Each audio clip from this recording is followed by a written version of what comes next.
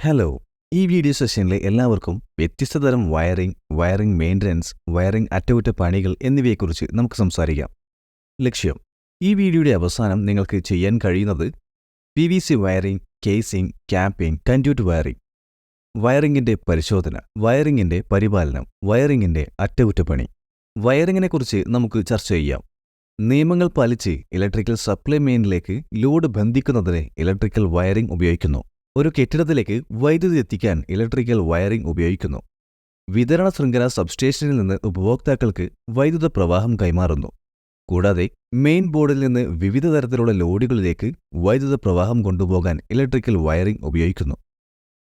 ആളുകളെയും സ്വത്തുക്കളെയും സംരക്ഷിക്കുന്നതിന് electrical wiring ശരിയായി സ്ഥാപിക്കുകയും പരിപാലിക്കുകയും ചെയ്യേണ്ടത് അത്യാവശ്യമാണ്. മോശമായി ഇൻസ്റ്റാൾ ചെയ്ത വയറിംഗ് ഉടമയ്ക്കും സ്വന്തം വസ്തുവകകൾക്കും ഗുരുതരമായ അപകടമുണ്ടാകുന്നു.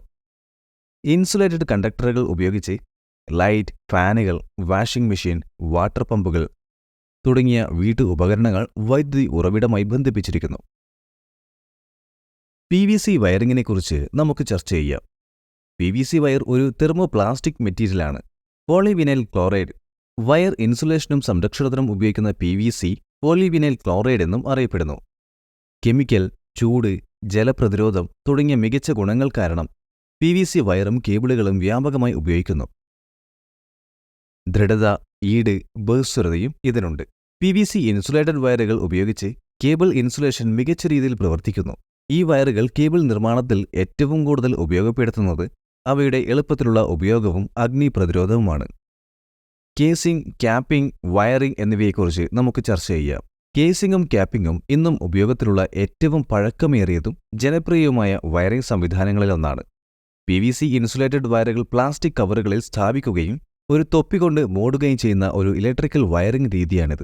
ഗാർഹിക വയറിംഗ്, വയർ വിതരണം, മറ്റ് വയറിംഗ് സംവിധാനങ്ങൾ, ഓഫീസുകൾ, കുറഞ്ഞ വോൾട്ടേജ് ഉപയോഗിക്കുന്ന ഉപകരണങ്ങൾ എന്നിവയ്ക്കുള്ള സംരക്ഷണം എന്നിവയ്ക്കായി കേസിംഗ്, ക്യാപ്പിംഗ് സിസ്റ്റം പലപ്പോഴും ഉപയോഗിക്കുന്നു. കേസിംഗ് സാധാരണയായി ഒരു ചതുരാകൃതിയിലുള്ള സ്ട്രിപ്പാണ്. അതിന്റെ ചലനവും തൊപ്പിയും സാധാരണയായി ചാരനിറമോ വെള്ളയോ ആയിരിക്കും. സ്റ്റാൻഡേർഡ് കേസിന്റെയും ക്യാപ്പിന്റെയും നീളം 39.4 ഇഞ്ചാണ്. ഇത് 1.5 ഇഞ്ച് വീതിയിലും 0.8 ഇഞ്ച് കനത്തിലും വരുന്നു. സിസ്റ്റത്തിന്റെ ദൈർഘ്യം ഏകദേശം 20 വർഷമാണ്.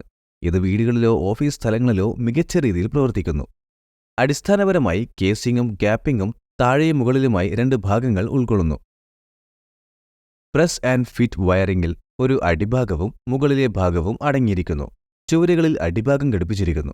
മുകളിലെ ഭാഗം വയറിംഗിൽ അമർത്തിയിരിക്കുന്നു. ഇത്തരം വയറിംഗ് വ്യവസായങ്ങൾക്ക് ശുപാർശ ചെയ്യുന്നില്ല. ഇത് പൊട്ടിപ്പോകാൻ സാധ്യതയുണ്ട്. ഷോർട്ട് സർക്യൂട്ട് അല്ലെങ്കിൽ അമിത ചൂടിനെ നേരിടാൻ കഴിയില്ല. എന്നിരുന്നാലും ഇത് വളരെ മോടിയുള്ള ഒരുതരം വയറിംഗ് ആണ്. ഇത് റെസിഡൻഷ്യൽ, വാണിജ്യ ക്രമീകരണങ്ങളിൽ ഉപയോഗിക്കാൻ അനുയോജ്യമാണ്. കേസിംഗിനും ക്യാപ്പിംഗിനുമുള്ള ഇൻസ്റ്റാളേഷൻ നടപടിക്രമം നമുക്ക് ചർച്ച ചെയ്യാം. ക്യാപ്പിംഗ് കവർ ഉപയോഗിച്ച് ആദ്യം കാഷിംഗ് ചാനലുകൾ ആവശ്യമായ നീളത്തിലേക്ക് മുറിക്കുക. പിന്നെ വയറിംഗ് ലേ ഔട്ട് ആസൂത്രണത്തിന് അനുസൃതമായി മതിലിലേക്ക് കേസിംഗ് സ്ക്രൂ ചെയ്യുക. സാധാരണയായി ഓരോ 30 സെന്റിമീറ്ററിലും ചാനലിൽ ഒരു സ്ക്രൂ സ്ഥാപിക്കുക.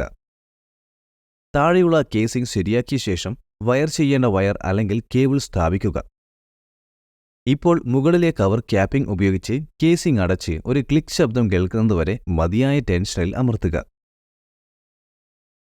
പ്രയോജനങ്ങൾ: മറ്റു വയറിംഗ് സിസ്റ്റങ്ങളുമായി താരതമ്യപ്പെടുത്തുമ്പോൾ ഈ വയറിംഗ് ചെലവ് കുറവാണ്.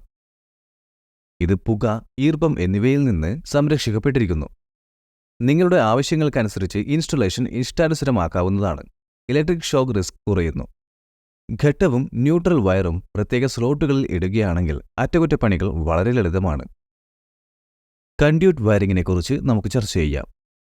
വയറിങ്ങിനുള്ള ഏറ്റവും നല്ല രീതിയാണ് കൻഡ്യൂട്ട് വയറിംഗ്. ഇത് കൂടുതലും ഉപയോഗിക്കുന്നതാണ്. അതിന്റെ പൊള്ളയായ ആകൃതിയിലുള്ള ഘടന ഇലക്ട്രിക്കൽ വയറിങ്ങിനുള്ള ഒരു പാത നൽകുന്നു. അന്തരീക്ഷത്തിൽ നിന്ന് അവയെ സംരക്ഷിക്കുന്നതിനുള്ള കമ്പികൾക്കുള്ള കവറുകളില്ലാതെ മറ്റൊന്നുമല്ല ചാലകങ്ങൾ. PVC പൈപ്പുകൾ അല്ലെങ്കിൽ മെറ്റൽ പൈപ്പുകൾ ഉപയോഗിച്ചാണ് കൻഡ്യൂട്ട് വയറിംഗ് നടത്തുന്നത്. അടിസ്ഥാനപരമായി 2 തരം കൻഡ്യൂട്ട് വയറിംഗ് ഉണ്ട്. ഒന്ന് ഉപരിതല ചാലക വയറിംഗും 2 മറിഞ്ഞിരിക്കുന്ന ചാലക വയറിംഗും. ഉപരിതല വയറിംഗ്: ഉപരിതലത്തിൽ വയറിംഗ് GI അല്ലെങ്കിൽ PVC ചാലകങ്ങൾ ചുവരുകളിലോ മേൽക്കൂരകളിലോ സ്ഥാപിക്കുമ്പോൾ അതിനെ സർഫസ് കൻഡ്യൂട്ട് വയറിംഗ് എന്ന് വിളിക്കുന്നു. കൃത്യമായ ഇടവേളകളിൽ ബേസ് ക്ലിപ്പുകൾ ഉപയോഗിച്ച് ചാലകങ്ങൾ ചുവരുകളിൽ ഘടിപ്പിച്ചിരിക്കുന്നു. വൈദ്യുത വയറുകളിൽ ചാലകങ്ങൾക്കുള്ളിൽ സ്ഥാപിച്ചിരിക്കുന്നു. ഭിത്തിയുടെ ഉപരിതലത്തിൽ സ്ഥാപിച്ചിരിക്കുന്ന ഒരുതരം വയറിംഗ് ആണ് ഉപരിതല വയറിംഗ്. ഈ വയറിംഗ് സംവിധാനങ്ങൾ ദൃശ്യമാണ്. ഒരു ഉപരിതല വയറിംഗ് സംവിധാനത്തിന്റെ ഇൻസ്റ്റലേഷൻ ലളിതമായ ഘട്ടങ്ങളിൽ നിർമ്മിച്ചതാണ്. അസംബ്ലി നിർദ്ദേശങ്ങൾ ഒരു ദ്രുത ഇൻസ്റ്റലേഷൻ നടത്താൻ നിങ്ങളെ അനുവദിക്കുന്നു. സങ്കീർണമായ സൃഷ്ടികളും ആവശ്യമില്ലാത്ത ഓരോ ഘടകങ്ങളും എളുപ്പത്തിൽ കൂട്ടിച്ചേർക്കുന്നു, കാരണം മുഴുവൻ ഘടനയും മതിലിന്റെ ബാഹ്യ ഉപരിതലത്തിൽ പ്രവർത്തിക്കുന്നു. ഉപരിതല വയറിംഗ് എന്നത് ഒരു ഭിത്തിയുടെയോ സീലിംഗിന്റെയോ ഉപരിതലത്തിലൂടെ കേവലം കടന്നുപോവുകയും എന്നാൽ ഒരു അലങ്കാര കവർ അല്ലെങ്കിൽ ചാനൽ ഉപയോഗിച്ച് മറയ്ക്കുകയും സംരക്ഷിക്കുകയും ചെയ്യുന്ന ഒരു സംവിധാനമാണ്. ഉപരിതല വയറിംഗിന്റെ പ്രയോജനം നിലവിലുള്ള ഫിനിഷിംഗുകൾക്ക് ചെറിയതോ തടസ്സമോ ഇല്ലാതെ ചെയ്യാൻ കഴിയുമെന്നതാണ്. ഉപരിതല ചാലക വയറിങ്ങിനുള്ള നടപടിക്രമം നമുക്ക് ചർച്ച ചെയ്യാം. ചാലകങ്ങൾ ആദ്യം ഇൻസ്റ്റോൾ ചെയ്യുന്ന ഉപരിതലത്തിൽ പാതയോ റേസ്വേയോ തിരഞ്ഞെടുക്കുക. വൈദ്യുതി വിതരണത്തിൽ നിന്ന് ലോഡിലേക്കുള്ള ഏറ്റവും ചെറിയ പാത ഈ പാതയ്ക്ക് ഉണ്ടായിരിക്കണം. ആശയവിനിമയ ലൈനുകളോ വാട്ടർ ലൈനുകളോ പാതയിൽ ഇല്ലെന്ന് ഉറപ്പുവരുത്തുക. പാതയുടെയോ റേസ്വേകളുടെയോ ദൂരം അളക്കുക. പൈപ്പുകൾ, ജംഗ്ഷനുകൾ, ബെൻഡുകൾ, സാഡിലുകൾ, സ്ക്രൂകൾ മുതലായവ പോലെയുള്ള ഇൻസുലേഷനായി ശരിയായ മെറ്റീരിയലുകൾ തിരഞ്ഞെടുക്കുക. ചാലകങ്ങൾ ഉറപ്പിക്കാൻ പോകുന്ന പാത അടയാളപ്പെടുത്തുക. PVC അല്ലെങ്കിൽ ലോഹം പോലെയുള്ള ചാലകങ്ങൾ മൗണ്ട് ചെയ്യുന്നതിനുള്ള സാൻഡലുകൾ ശരിയാക്കാൻ എവിടെയാണ് ദ്വാരങ്ങൾ ഉണ്ടാക്കേണ്ടതെന്ന് അടയാളപ്പെടുത്തുക. കൃത്യമായ ഇടവേളകളിൽ സാൻഡലുകൾ ശരിയാക്കാൻ ദ്വാരങ്ങൾ ഉണ്ടാക്കുക. ആക്സസറികൾക്കൊപ്പം സാഡിൽ പൈപ്പുകൾ മൗണ്ട് ചെയ്യുക. നീളമുള്ളവയുടെ ഒരറ്റത്ത് എല്ലാ വയറുകളും ബന്ധിപ്പിച്ച് നീളമുള്ള നീരുറവയുടെ മറ്റേ അറ്റം നിശ്ചിത ചാലകത്തിലേക്ക് തിരുകുക. അത് ചാലകത്തിന്റെ മറുവശത്ത് നിന്ന് വലിക്കുക. വൈദ്യുതി വിതരണം ബന്ധിപ്പിച്ച് വയറുകളിലേക്ക് ലോഡ് ചെയ്യുക. വൈദ്യുതി വിതരണം ഓണാക്കി ലോഡ് പ്രവർത്തിക്കുന്നുണ്ടോ എന്ന് ഉറപ്പാക്കുക. PVC മെറ്റൽ ചാലകങ്ങൾക്കായി മുകളിലുള്ള നടപടിക്രമങ്ങൾ പിന്തുടരുന്നു. മറഞ്ഞിരിക്കുന്ന വയറിംഗ്. മറഞ്ഞിരിക്കുന്ന വയറിംഗിൽ മതിലിനുള്ളിൽ കുഴലുകൾ സ്ഥാപിച്ചിരിക്കുന്നു. ഇവ ദൃശ്യമല്ലെങ്കിലും വൃത്തിയും ഭംഗിയുമുള്ളതായി തോന്നുന്നു.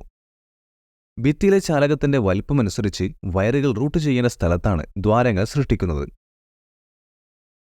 കൺസീൽഡ് കണ്ട്യൂട്ട് വയറിംഗ് സിസ്റ്റം ഏറ്റവും പ്രചാരമുള്ളതും ഏറ്റവും സാധാരണമായതുമായ ഹൗസ് ഇലക്ട്രിക്കൽ വയറിംഗ് ആണ്.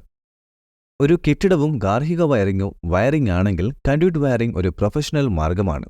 സീലിംഗ് ഷട്ടറിന് വരെ കോൺക്രീറ്റ് ഒഴിക്കുന്നതിന് മുൻപ് ഇൻസ്റ്റലേഷനായി ഭിത്തിയിൽ കണ്ട്യൂട്ട് വയർ സ്ഥാപിക്കണം.